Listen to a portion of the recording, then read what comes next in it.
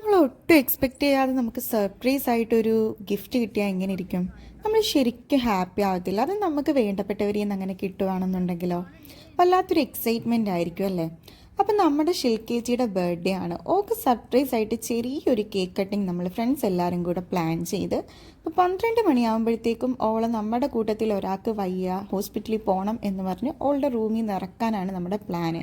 അപ്പോൾ നമ്മളിത് ആ കേക്കൊക്കെ വാങ്ങിച്ച് ഓക്ക് ബിസ്ക്കറ്റ്സും കാര്യങ്ങളൊക്കെ ഇഷ്ടമായതുകൊണ്ട് നമ്മളെ കൊണ്ട് പറ്റുന്ന രീതിയിൽ ചെറിയ രീതിയിലൊന്ന് ഡീക്കോറൊക്കെ ചെയ്ത് സെറ്റ് ചെയ്ത് വെച്ചു. അപ്പം നമ്മുടെ കൂട്ടത്തിലെ ഏറ്റവും എൽഡസ്റ്റ് ആയിട്ടുള്ള ഒരാളാണ് ഷിൽക്കേച്ചി. അപ്പോൾ നമുക്കൊരു അബദ്ധം പറ്റി, അതിൽ നമ്മൾ 30 എഴുതിയേക്കുന്നത്, സത്യത്തിൽ അവൾക്ക് 29 ആയിട്ടുള്ളൂ. അങ്ങനെ ഞാനായിരുന്നു മൊബൈലും പിടിച്ചുകൊണ്ട് നിന്നത്. ഓൾ സർപ്രൈസ് ആയിട്ട് കയറി വരുമ്പോൾ വീഡിയോ എടുക്കണം എന്നുള്ള ഉദ്ദേശത്തിലാണ് ഇതെടുത്തത്. ബട്ട് അറിയാതെ എൻ്റെ കൈ തട്ടിപ്പോയി, വീഡിയോ കിട്ടിയില്ല.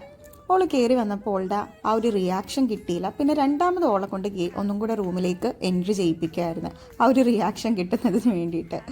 എന്താ ചില സമയത്ത് നമ്മൾ നമ്മുടെ എക്സൈറ്റ്മെൻറ്റ് കൂടി നമ്മൾ അബദ്ധം കാണിക്കുമെന്ന് പറയത്തില്ല, അതേപോലെ ആയിപ്പോയി. അവൾ കയറി വരുന്ന ടൈമിൽ വീഡിയോ ക്യാമറ ഓൺ ആയില്ല. ഇങ്ങനെ ഓളിതാ കേക്കൊക്കെ കട്ട് ചെയ്ത് കേക്ക് സ്വന്തമായിട്ട് തന്നെ ഫസ്റ്റ് പീസ് കഴിക്കുകയാണ്.